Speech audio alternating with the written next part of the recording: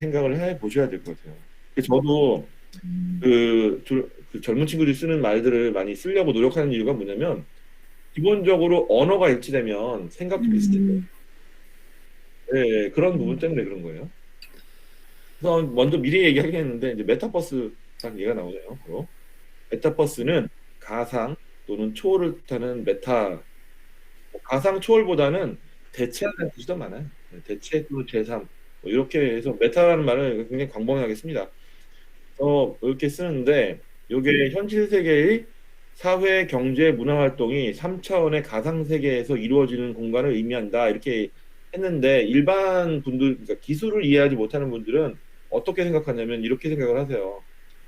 아니 저 메타버스가 그냥 뭐 애들 노는 건데 그냥 게임이네. 이게 무슨 돈이 돼. 이렇게 생각하시거든요. 그럼 왜 그러냐면 20대하고 통신을 해볼 생각은 저는 안 해본 거예요. 예.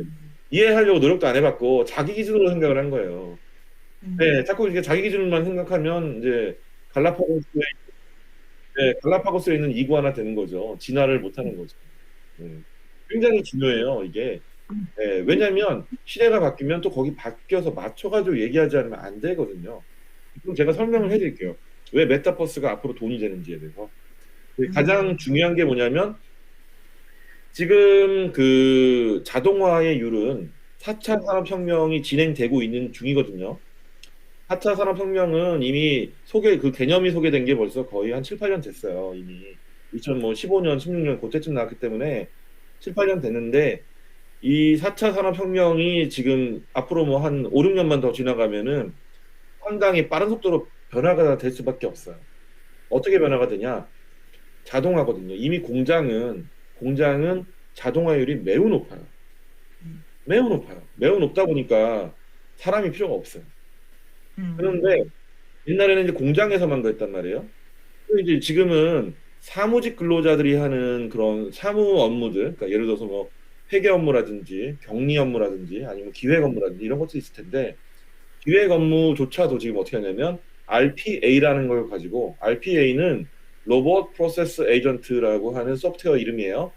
네, 그런 류의 자동화 소프트웨어의 이름의 대명사가 RPA예요. 요즘에 많이 쓰거든요.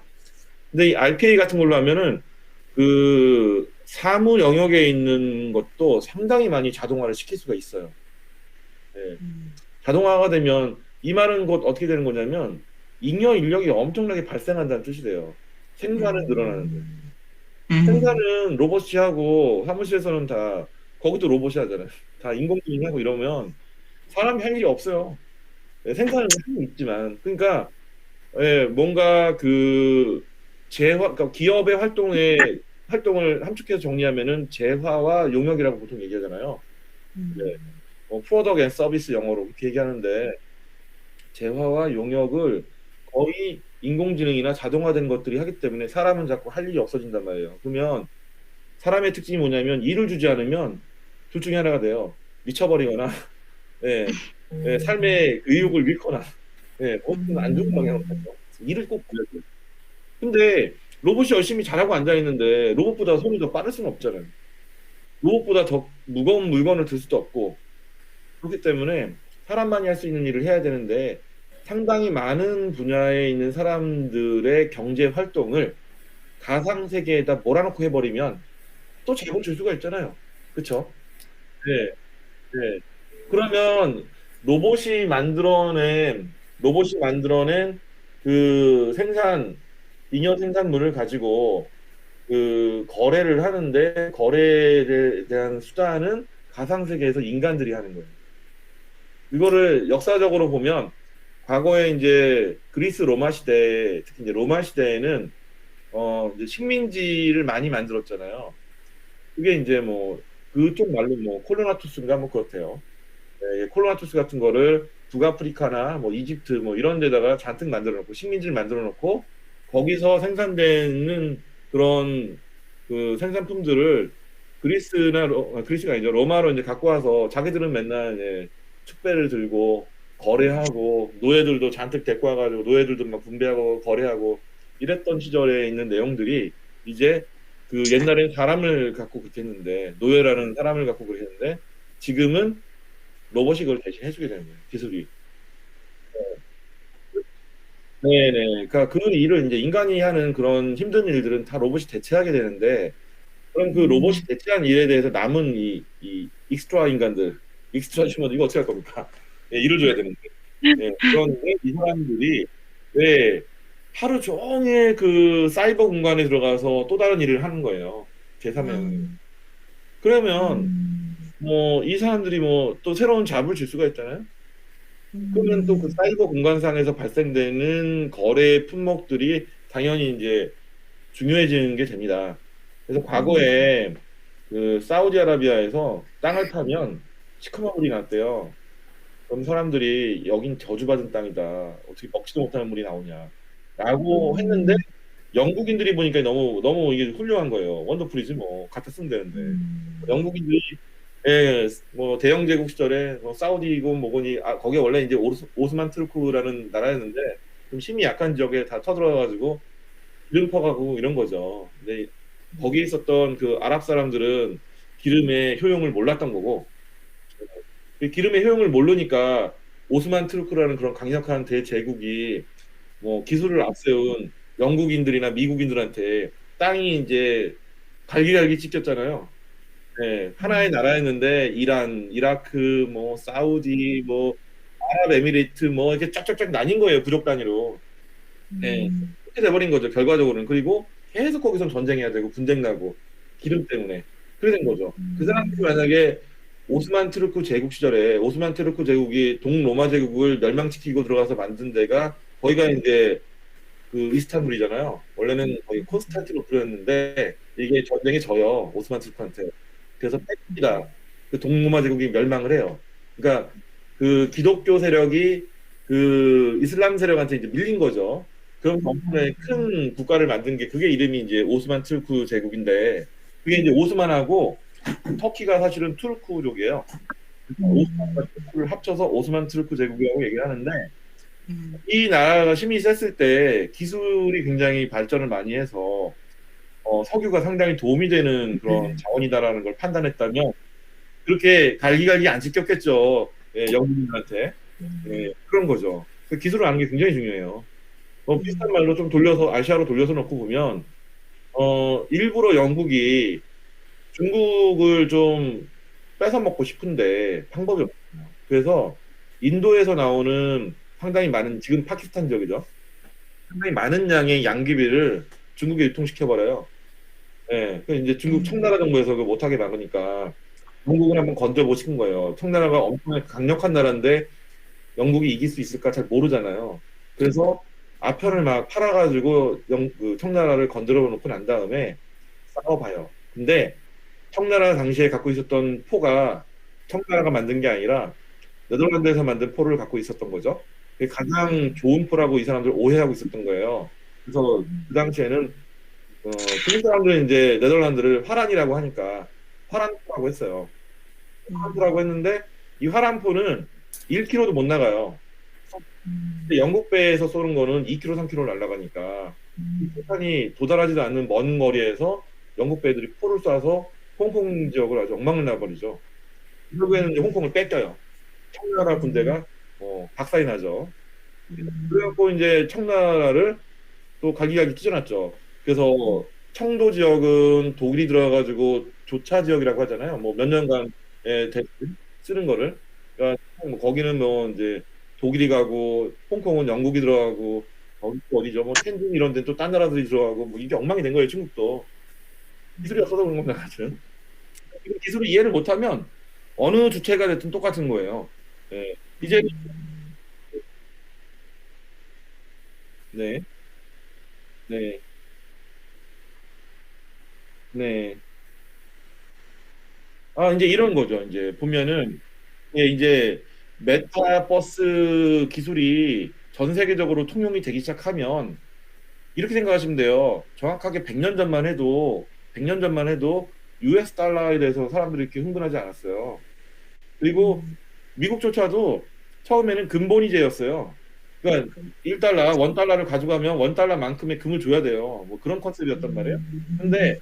미국이 2차 세계대전을 이긴 다음부터는 전 세계에서 가장 막강한 힘을 갖고 난 다음부터는 자기를 기축통화하겠다고 그냥 깃발 꽂고 그냥 해버리니까 전 세계에 있는 모든 사람들이 US 달러는 거래해도 되는구나 이렇게 다 알고 있잖아요.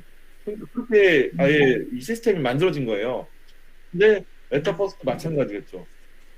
예, 누군가의 세력에 의해서 앞으로 모든 거래는 메타버스에서 가네. 이래버리면은 이제 거기가 해야 되는 거예요. 이미 다 늦었는데 그때 뭐 활성화가 된 상태에서 메타버스 들어가가지고 막 어쩌고 저쩌고 하면은 이미 늦은 거예요. 이거는 미리미리 준비해서 들어가야죠. 그게 중요한 겁니다. 그러면 메타버스에서 뭐가 잘 팔리고 거기서 어떤 비즈니스를 해야 될지를 늘 고민해야 되는 거잖아요. 그럼 그걸 고민하려면 어디를 연구해야 되냐면 사람을 연구해야 돼요. 메타버스라는 시스템을 가장 잘 활용할 사람들이 사실은 MZ 세대이기 때문에 그 사람들이 생산을 하고 그 사람들이 소비를 할 거란 말이에요. 공간 내에서는. 그러면 그 밖에 있는 사람들이 돈을 벌 수 있는 방법은 뭐 폐지 줍고 어디 가서 식당에서 알바하고 이것도 이제 제한적이 된단 말이죠. 그러면 그런 것보다는 이 MZ를 이해를 해야 이 사람한테 뭘 팔지가 결정이 되는 거기 때문에 공부하는 노력을 많이 해야죠.